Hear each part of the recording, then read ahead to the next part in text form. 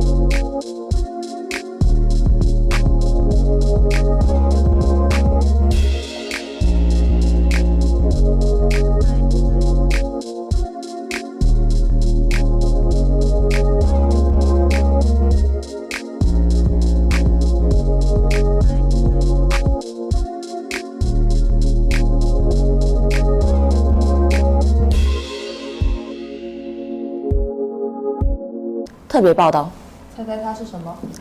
时间到了，这是个课后活动。Finesse 提供一些课外活动，你可以利用这些活动来促进你的成功。我们的 OST 负责人和节目总监 Gabriel 和 Miss Brown 将邀请大家加入 OST， 让我们听听他们的消息。What is OST? O stands for Out of School Time. OST is an after-school program, and they have many different programs. There is a cook club, sport, including soccer, basketball, and volleyball, and the game, and the music. If you are interested in those programs, you can come to room 1 at Furnace and come sign the form. There is not limited time to join OST. You do not need to have that skill to join the program. All you need is to come to learn. OST is one of our best after-school clubs that have different activities to do after school. Thank you. OST as the new leader for DC 2022-2023 years. So I interviewed one of the new leaders. So please watch this video to the end so you can get to know more about the OST program. What is your name? My name is Myra Brown. What is your position in the program? I am the Director of High School Programming for Greater Philadelphia Community Alliance here at Furness High School. How long have you been working in Furness? I started to work at Furness for the OST program this school year. How many students are in OST now? We currently have 46 students enrolled, but we have 75 slots. What is the most popular club in OST? The most popular club for OST, I believe there is a tie between media, sports, and gaming. What are the benefits of joining OST? If you join OST, you get to hang out with your friends. You get homework help. You also get incentives up to $595. We also have a bunch of games, trips, which are free, and it's just a good time. What does OST stand for? OST stands for Out of School Time. 今年有新的学生会成员，让我们看看他们是谁，以及他们计划为我们的学校做什么。 Hi, I'm George and I'm here with Kimberly Mooney. She is a junior and she is part of student council and government. So Kimberly, I'll be asking you 3 questions about student council or like what. Yeah. So the first question is, what made you want to join student council? I mainly joined student council to help plan the events and support the school mainly. What are some things you're looking forward to this school year? For the school year, I'm looking forward for the trips that are coming up later in the school year. And is it fun to be involved in the school event? Yes, it's fun to be involved because it's nice seeing people come together as one. Well, that is all the questions we have for you today, Kimberly. Thank you so much. Thank you. And I'm George, and I'm here with the senior president, Camila Ramirez. Hey guys. So I'll be asking you 3 questions about you and student government. Okay. Council. So the first question is, can you give us some info on some events that will happen during the school year? Well, the first event that we had was the pending ceremony for the seniors. And for everyone else, we're planning the homecoming, the talent show, and a movie day. What are some things we can expect from you as president? Me as the president, I'm looking forward to improve and make the school year the best one ever and represent each one of us. So feel free to contact me anytime for any suggestions. How is student government and council different from last year? Well, student council and government's different because students are very engaged and invested in the activities and events that are planning. Well, that is all the questions we have for you today. 接下来是我们女子足球队的报告。阿布和里亚姆前往现场检查他们的进展情况。我们的男子足球队总是竭尽全力，我们的女子足球队在每场比赛中表现出色。无论如何，让我们看看他们的进展情况。 What's your name? I'm Shah. How do you spell that? SHA. So, how are you feeling today about the game? I'm feeling nervous but good. I think we'll do pretty good, but we're just as glad as we made it to the playoffs this year because we haven't been playing in the playoffs for a couple of years, so we're just glad to be back. What's your name? Hi, I'm Mrs. Esposito. Okay, that's about the game so far. We're excited. It's our first playoff game, so I think the girls are excited, and we're just hoping to have fun today. And if we win, we move on, and unfortunately, if we lose today, will be our last game. How do you think the game's going to go? I think it's going to go well. The girls are excited to be here. It's their first playoff game, and I think they're as ready as they can be. You got it, Brittany! You got it, Brittany!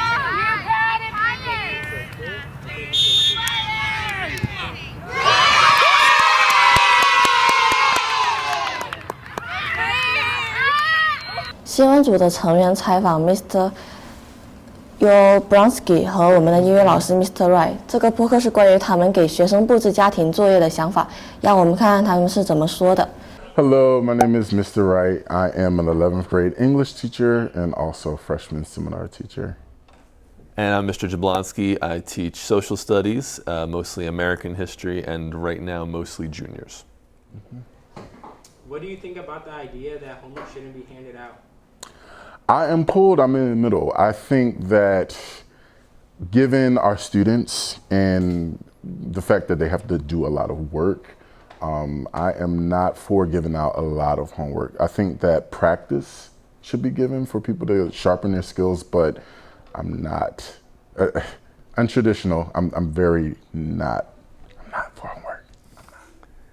Yeah, and there's a lot of conflicting research about it, and I think it basically comes down to what the homework is actually asking you to do. There's a lot of busy work that doesn't really teach any skills or sort of build on things that I think is kind of a waste of time.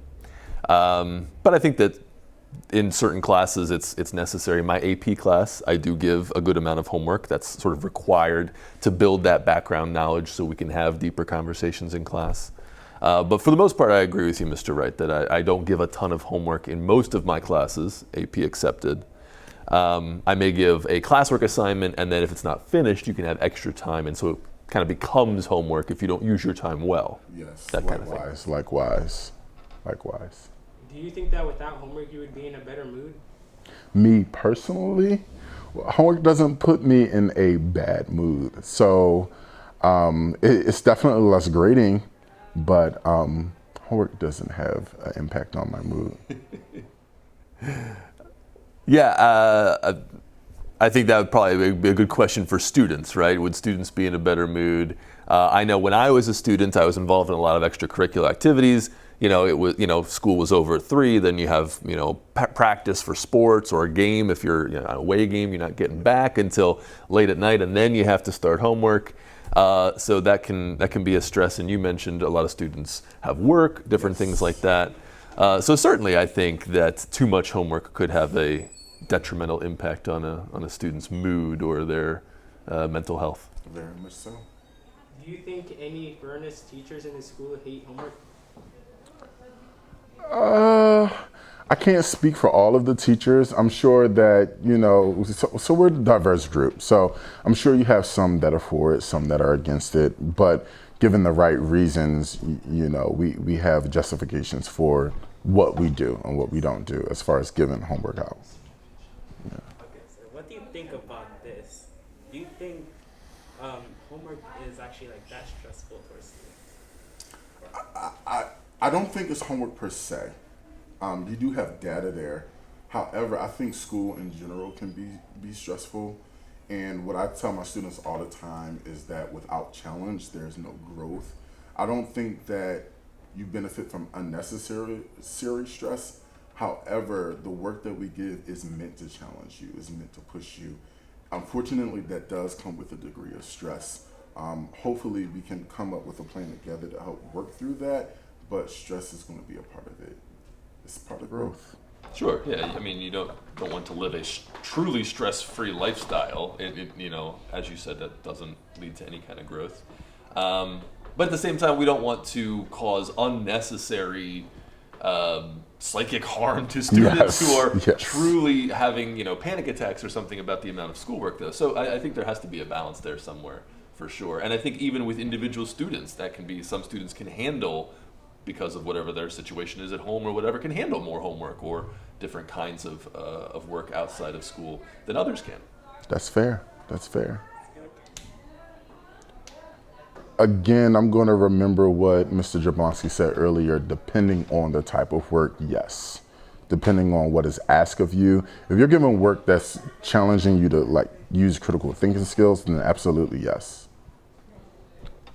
Yeah, I mean, if it's a very basic, complete these, math problems that are exactly the same as the ones that you did in school, maybe that's good to kind of reinforce something so you don't forget what you learned earlier, but it may not be quite as useful as something that would have a little bit more of a real-world impact. And again, it depends on the specific assignment, I think.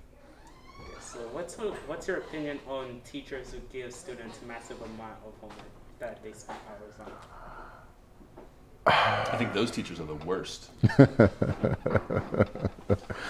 I'm going to piggyback off of Mrs. Jablonski and say, yes, I'm in agreement. Thank you very much. So far, that's all. Thank you. 接下来我们请 Miss Esther 为她最喜欢的动漫发表意见。Miss Esther 是 Finance 的一位西班牙老师。他将分享他对一部名为《Milk Yukio》的动漫的评论，让我们看他要说什么。 Okay, I would like to ask you a few questions about some anime that you prefer. What kind of anime do you prefer? Well, I don't even know enough to tell you what type it is, but I have seen one anime before, and it's called Neo Yokio. What are your favorite anime scenes? Okay, so I could talk a little bit about Neo Yokio. And I think my favorite scenes in Neo Yokio are when they are panning over what's supposed to be New York City.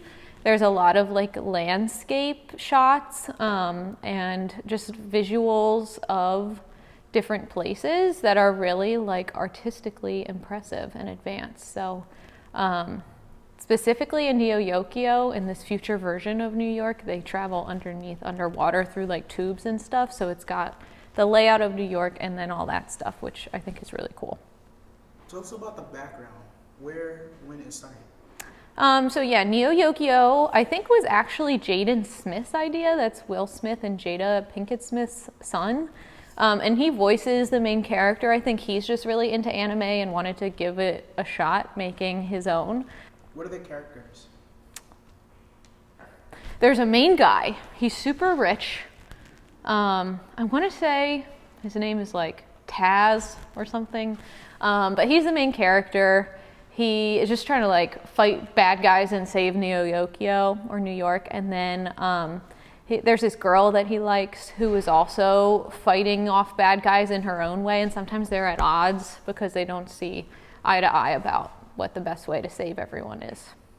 这项枪支禁令是否会产生重大影响，并减少娱乐中心的伤亡人数？让我们看看结果如何。21世纪对技术职业的需求有了巨大的增长。我们的一位成员 Alma 采访了 Miss Nelson， 来了解她在 Furnace 的技术职业。让我们看看她说了什么。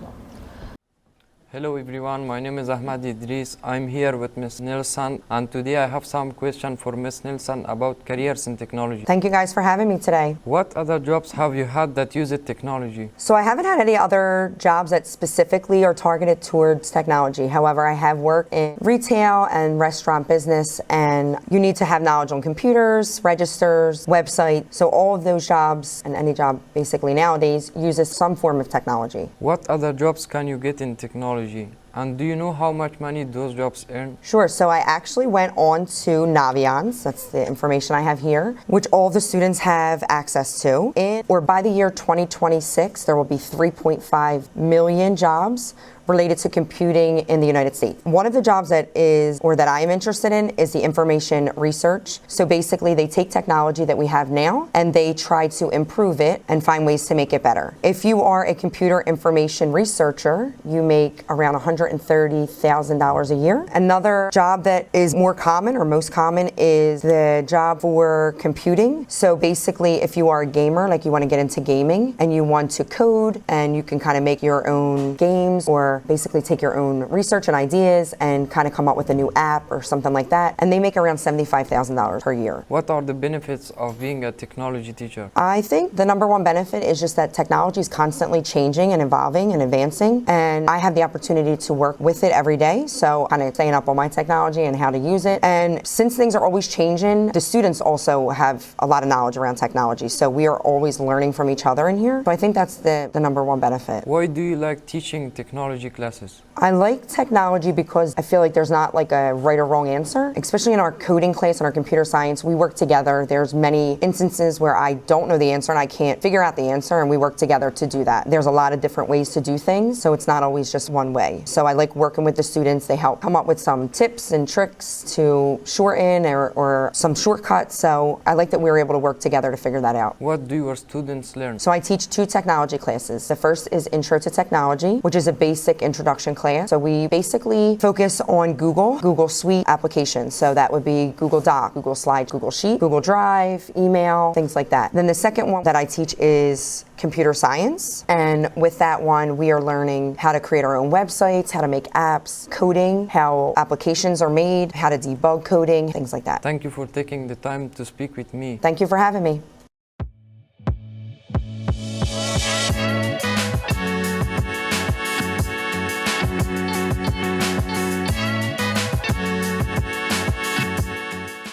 这个月我们将展示越南文化，去河趟将展示越南文化的美丽和背景，让我们一探究竟吧。我们也关注拉丁裔，在这一集中，我们聚焦中美洲的洪都拉斯共和国。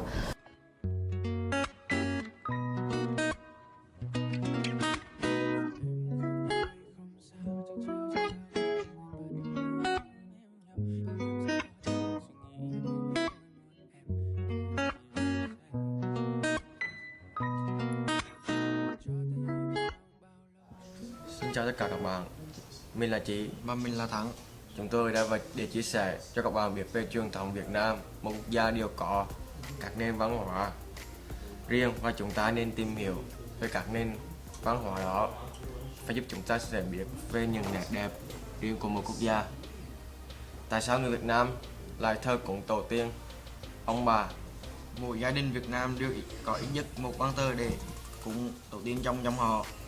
Ngoài những ngày hội chính, người Việt cũng thường thắp hương tưởng nhớ những dịp đặc biệt khác như là Tết, lễ Tết mùng 1, ngày rằm hàng tháng. Họ tin rằng vong linh của tổ tiên cũng ở bên cạnh con cháu và chúc phúc cho họ. Vì vậy, bàn thờ được đặt ở nơi trang trọng nhất trong nhà. Tại sao nón lá được dùng phổ biến ở Việt Nam?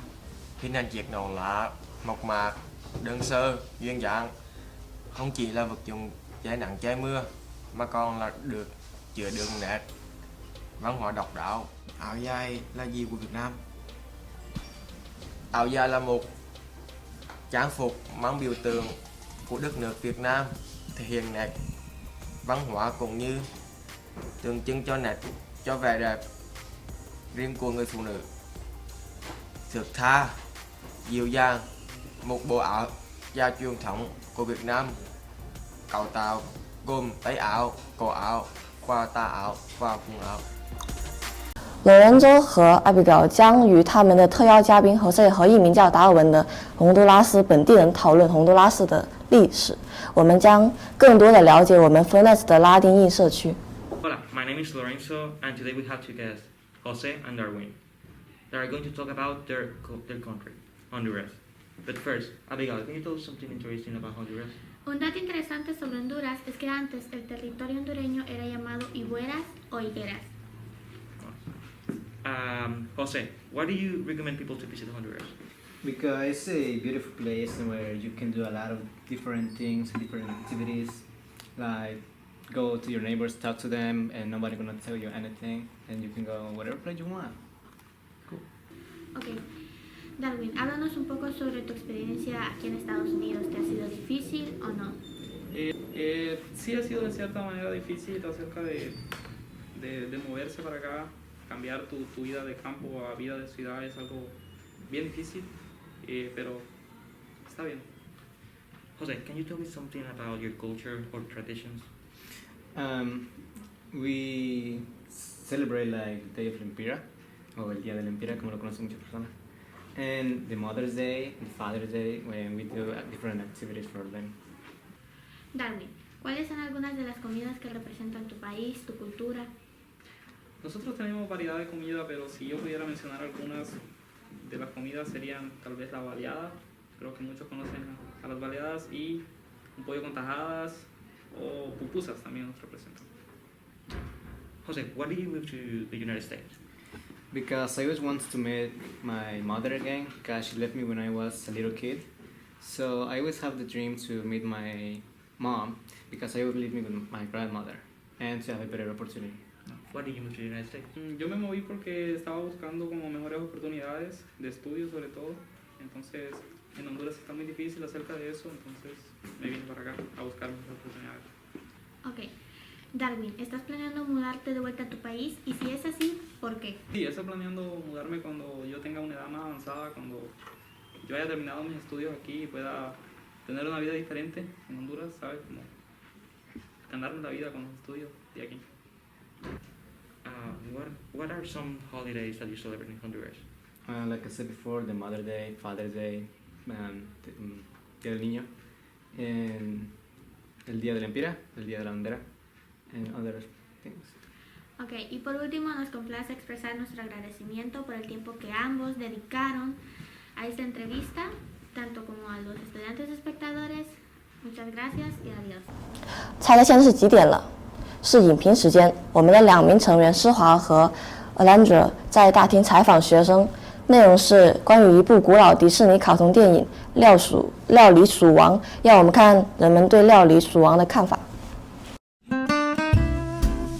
Hello everyone, my name is Miss Miranda and I'm from an organization called Eat Right Philly, and today I am joined by Yahaira, and Evelyn, and we are going to talk about plantains.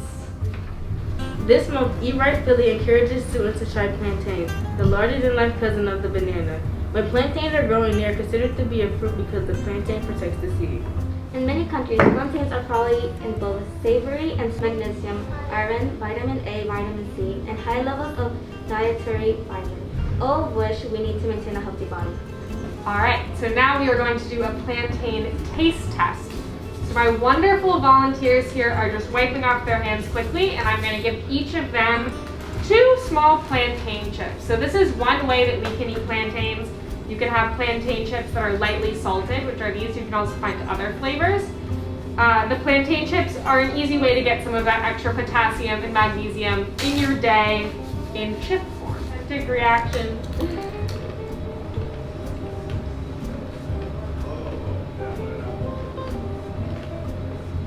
It's actually really similar to how my mom makes them, except they're crunchy. Uh-huh.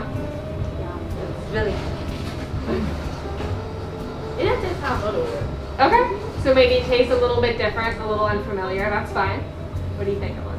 It does taste more healthier than regular chips.